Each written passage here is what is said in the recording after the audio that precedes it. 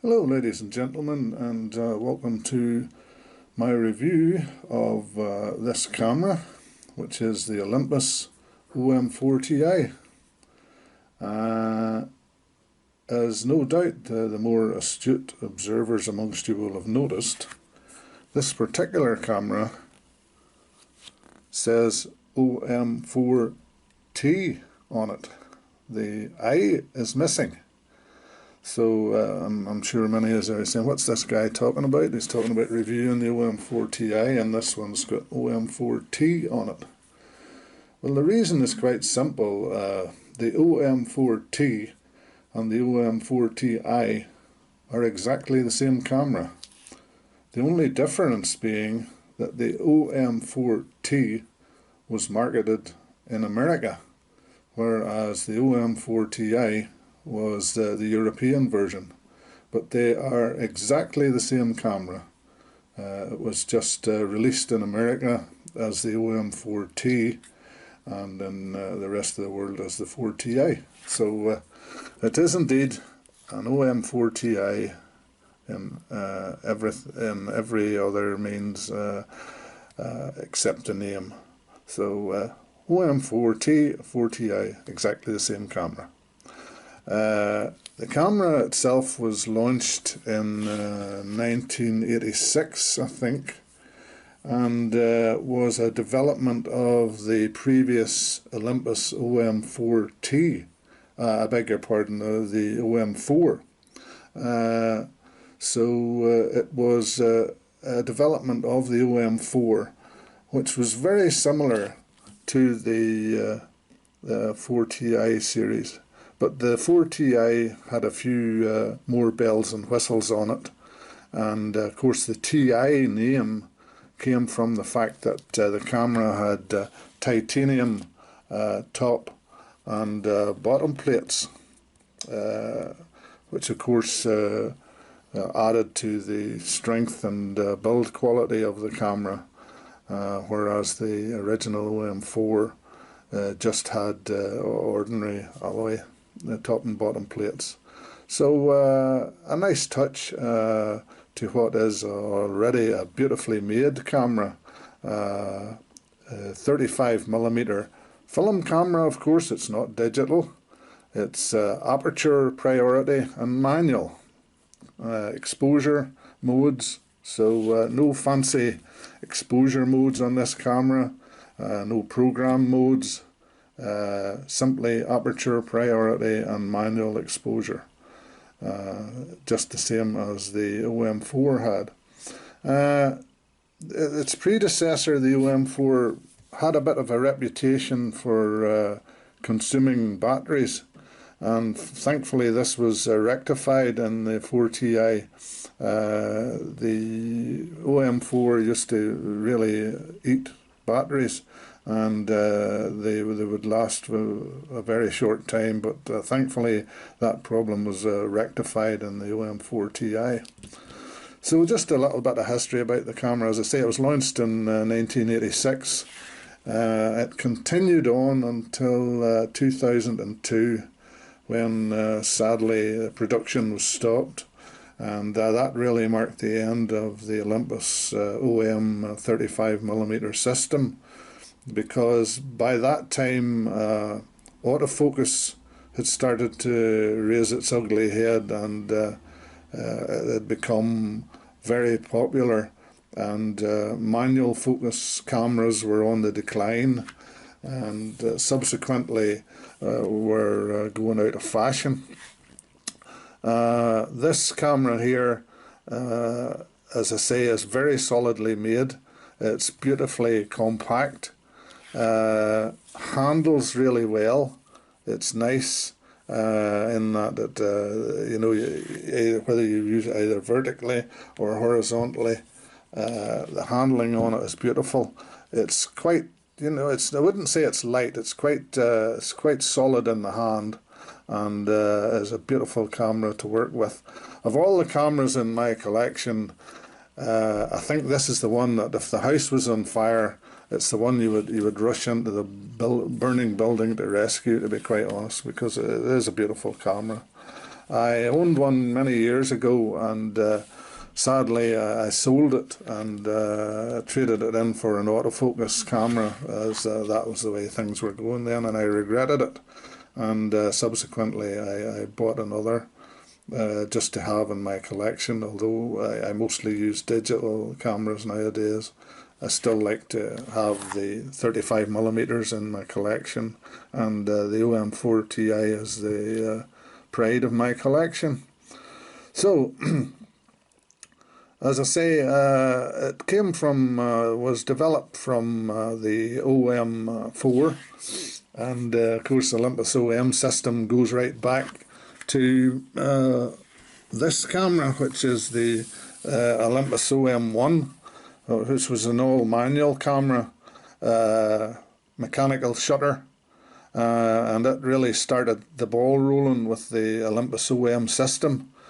Beautiful camera, but mechanical shutter, manual exposure, and as I say, it was just manual exposure only, no electronics in this camera other than the meter. And even if the meter stopped working, the camera would still function perfectly because it has a mechanical shutter. So that's where it all started, with the OM1, and of course later derivatives of that, like the camera like this one here, the OM2. This is an OM2N, which introduced aperture priority to the Olympus OM range. And was a beautiful camera too, again handled very nicely, beautiful smooth wind on to it, and a really nice handling camera, but had the advantage of aperture priority. But the disadvantage that of course it depended on electronics then, on the battery. So if your battery went dead, your camera was dead as well. So swings and roundabouts there. And then of course there was the 1984 launched OM2 spot program. Again, this camera featured spot metering and a program mode.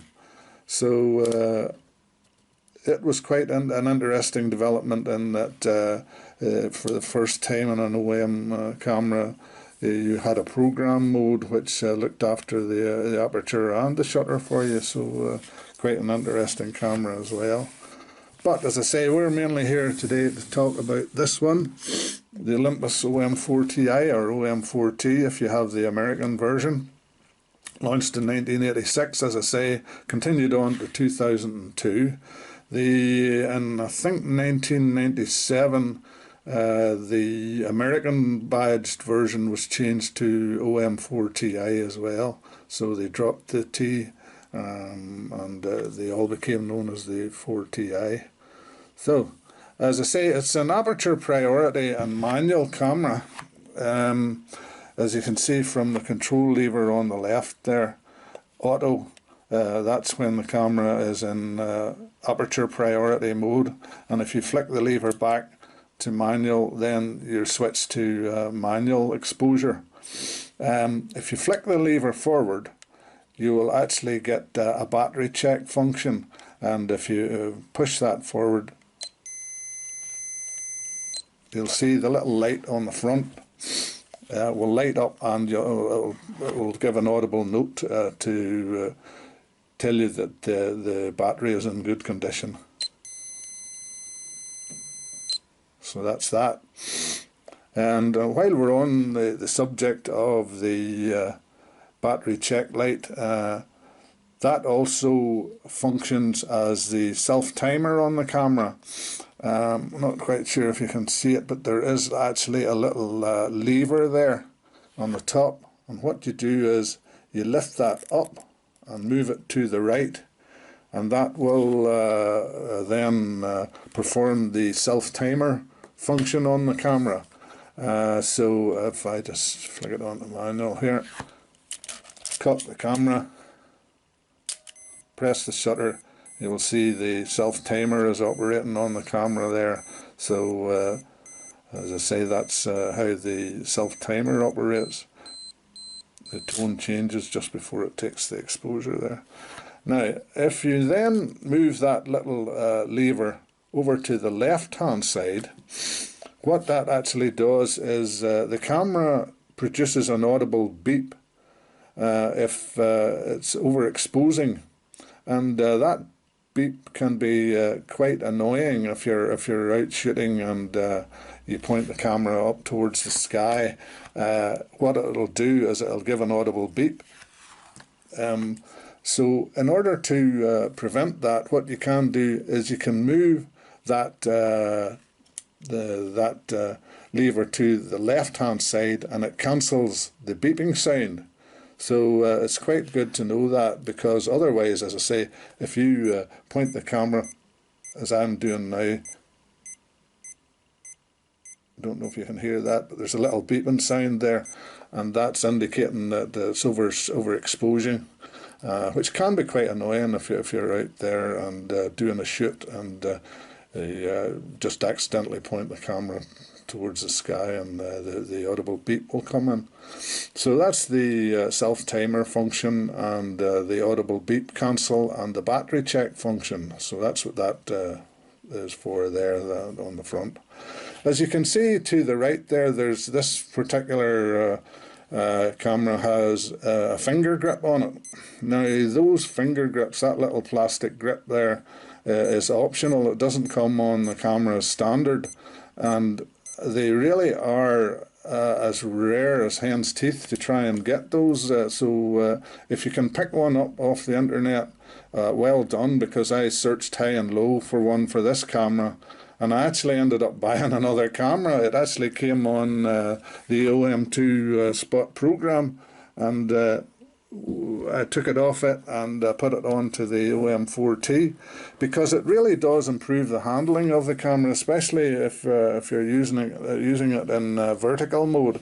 Then it gives you that extra finger grip to hold onto the camera with, and it really does improve the handling of the camera.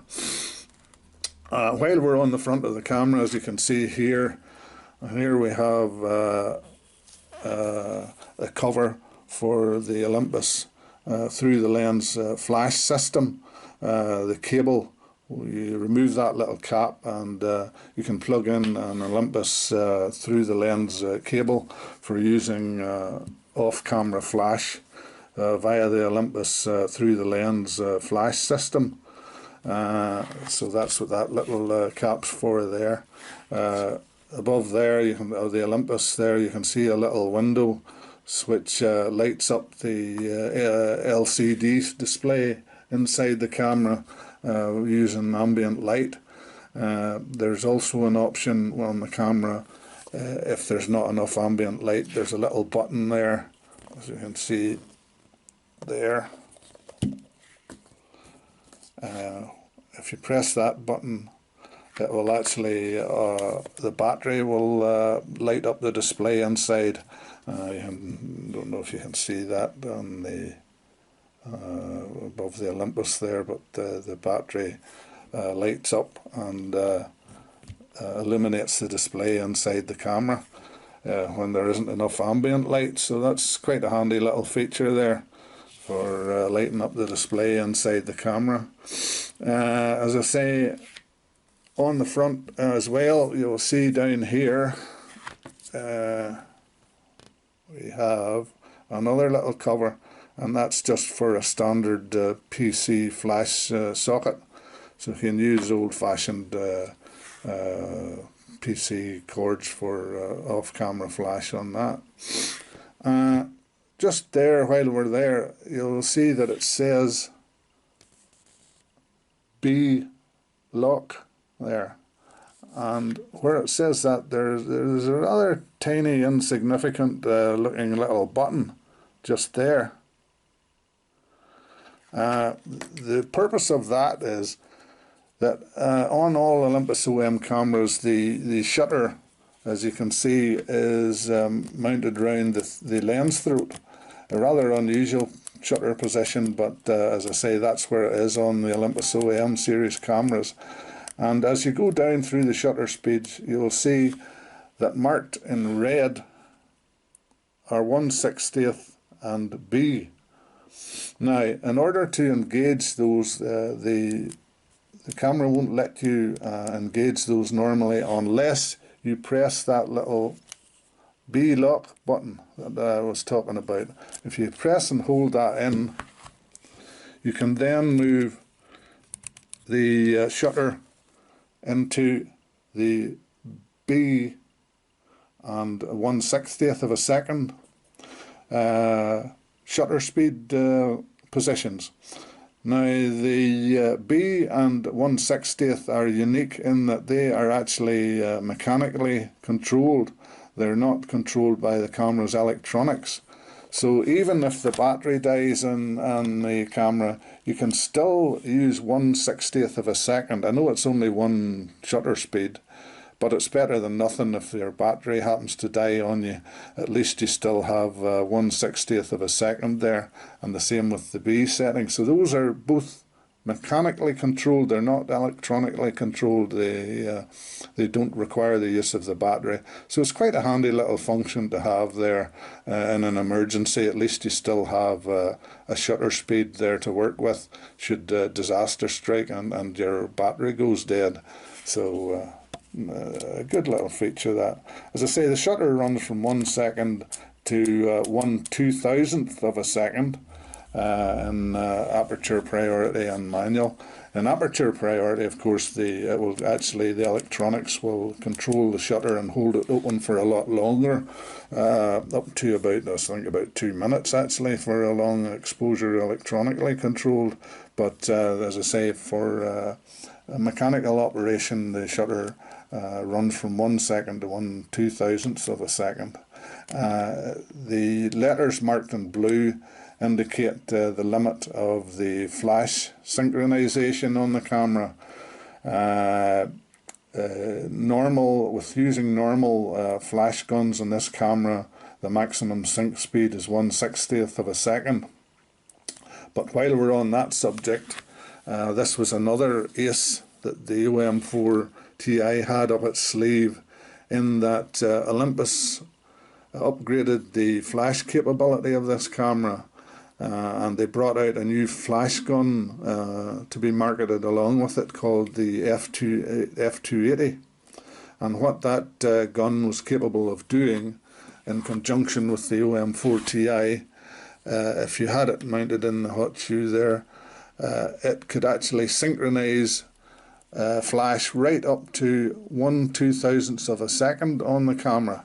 So you could actually get away with using 1/2000th of a second while still using flash. Now, that was quite a trick, because, as I say, the shutter in this camera is a horizontally run cloth shutter. So normally you would expect the maximum sync speed to be 1/60th. But how the camera achieved this was that the F280 actually pulsed the flash, so that the flash duration was much longer than normal, and consequently the shot was exposed properly because of the pulsing nature of the flash gun. So a good trick there that Olympus came out with for the TI was the F280 flash, which enabled it to synchronize right up to 1/2000th of a second. On the top plate of the camera, we can see, as I say, before the main exposure lever here, you can either have it in manual, or if you have it there, that's in auto, or if you push it right forward, you'll get your battery check function. Standard, pretty standard ISO setting dial on the left hand side. At the minute I have it set to 200 ISO, but it's the usual, just you lift up the ring and move it, and you can reset the ISO, it locks in place. And also the ring acts as an exposure compensation lever as well. As you can see from the white marking, if you don't lift the ring, if you just move it, then you can underexpose or overexpose depending on which way you move that little lever. As I say, when you're using the camera in aperture priority, you have the option to overexpose and underexpose, and they're in 1/3 stop increments.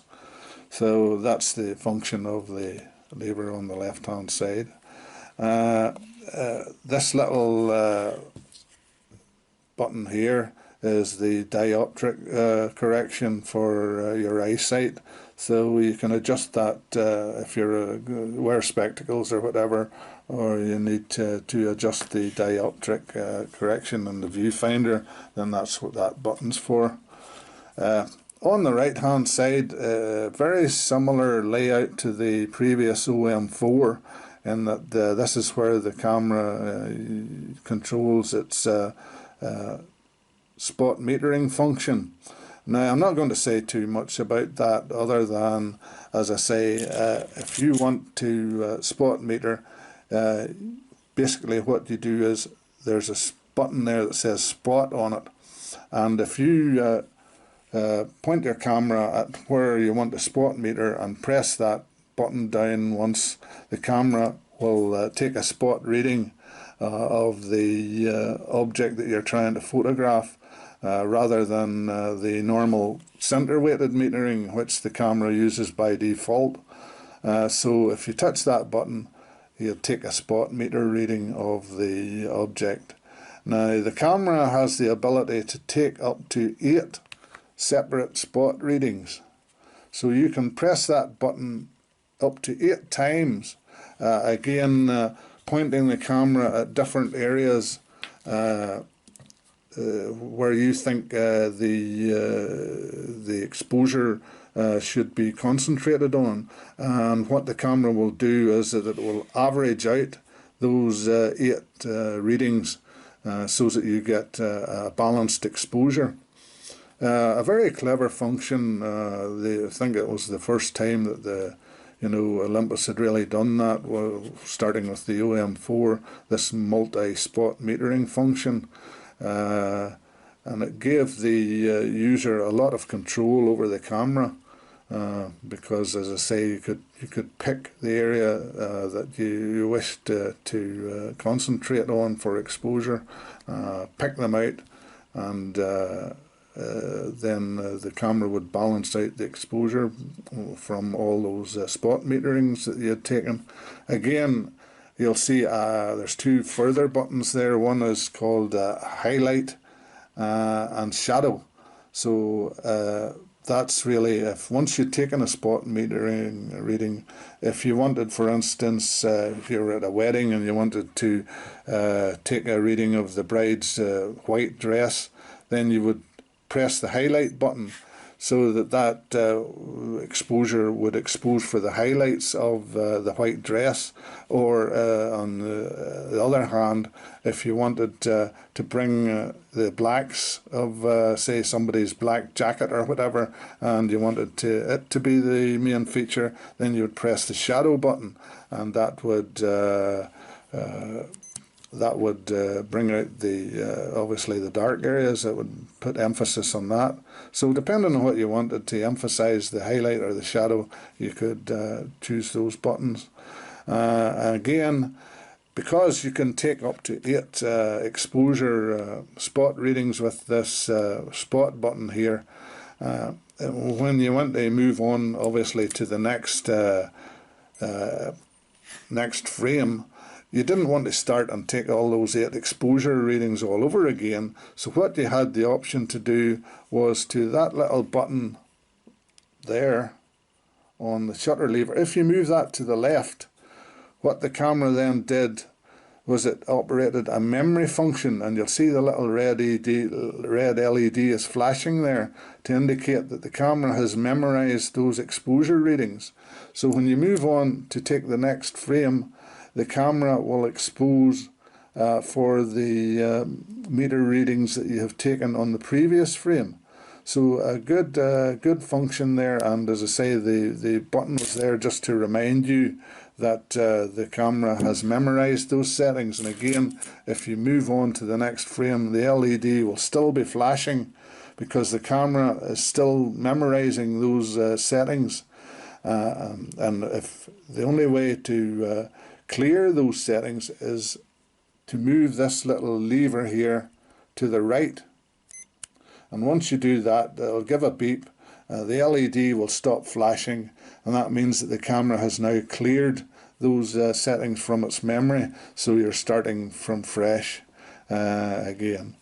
So as I say, the camera normally uses standard center weighted metering, but again, if you want to be more, shall we say, creative with your metering, you have the option of spot metering using that button.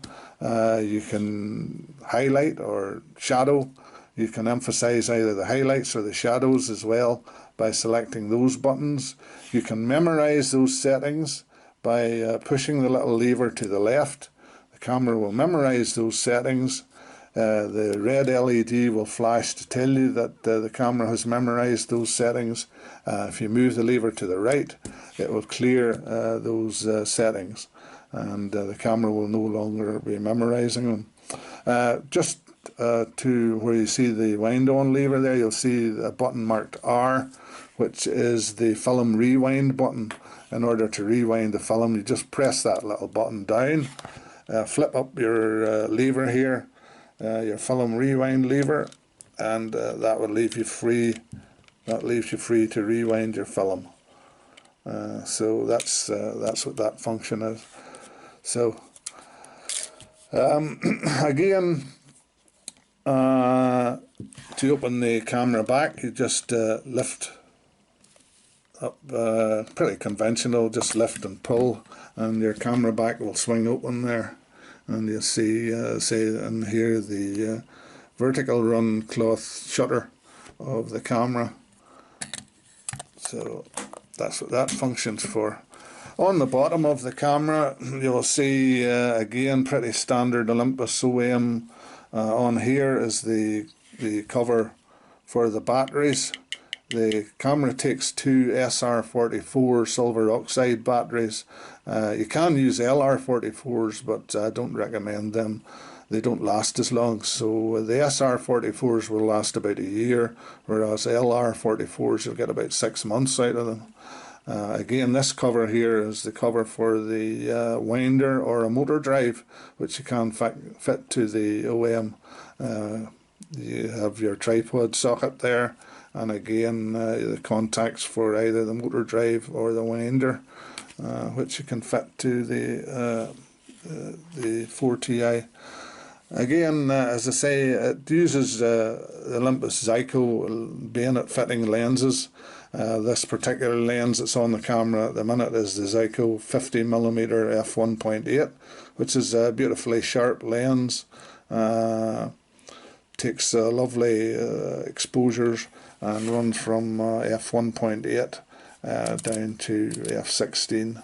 Again, Olympus cameras are quite, the OM cameras are quite unique in that the aperture control on the OM cameras is at the front of the lens, whereas in most cameras it's at the back. But on the OM it's at the front of the lens. The lens release button, as I say, on again on the OM cameras is on the lens itself. So you press in that button there, turn your lens to the left, and off it pops. So there you are.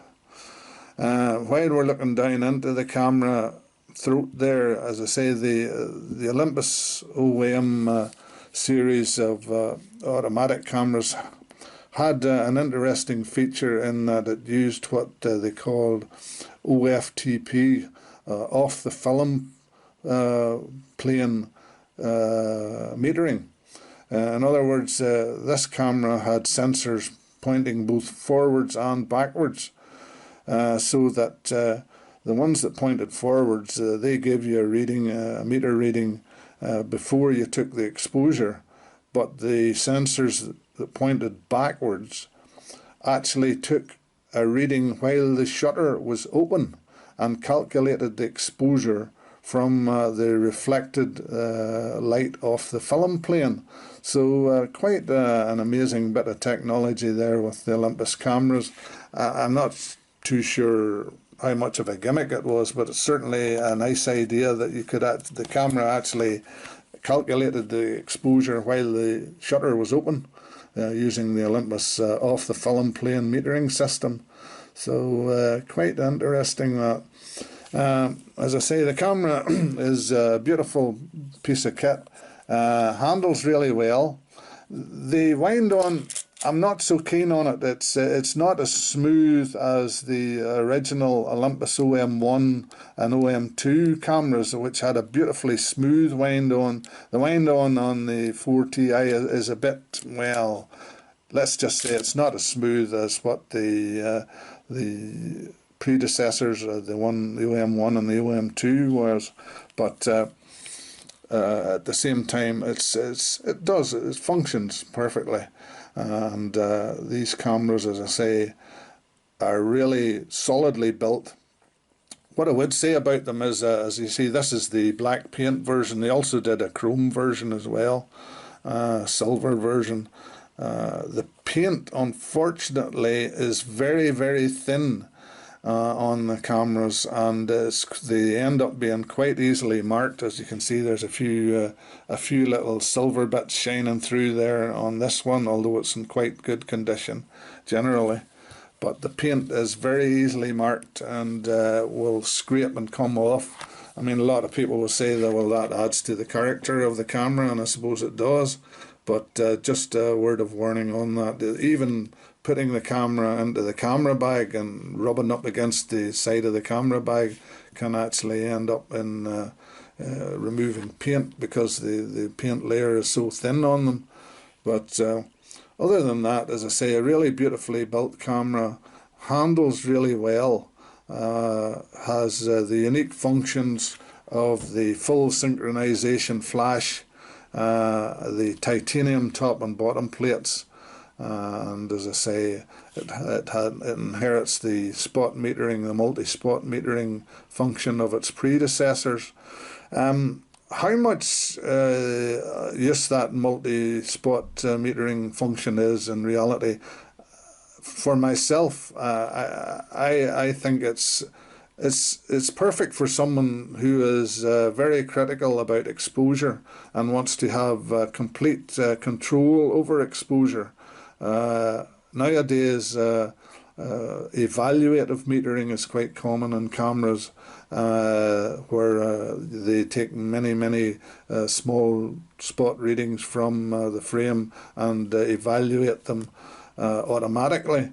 But what you're doing with the OM4Ti series is you're having the ability to choose which areas of the frame you spot meter from.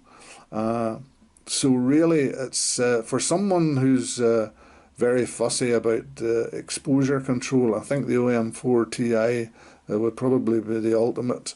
Maybe if you're a bit OCD about exposure, then this is the camera for you.